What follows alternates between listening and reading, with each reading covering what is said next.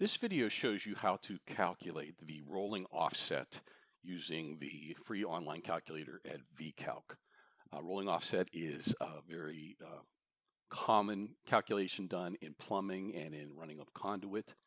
The link to the calculator will be in the very first comment below. Rolling offset occurs when you have, if you look at this diagram, two runs coming in and out of a junction that are offset.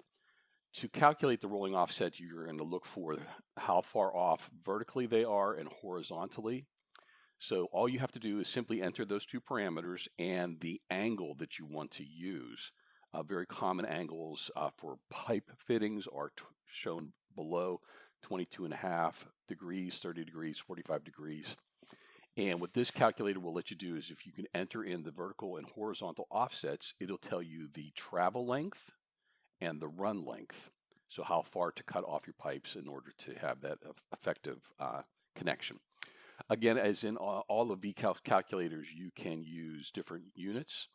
So it's default in inches and degrees, but you also have metric available. So let's go ahead and put in a vertical offset of 12 inches, and we'll have a horizontal offset of 8 inches. And we'll use a fairly standard 22.5 inch fitting.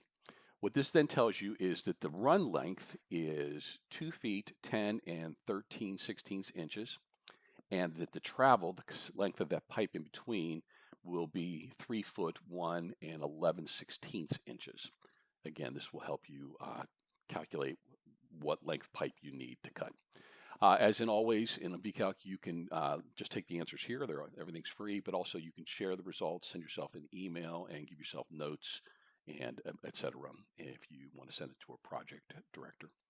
And this is part of the broader plumber's calculator at VCalc that has a lot of other functions related to the plumbing industry. All right, thank you so much for listening, and hope you enjoy using VCalc.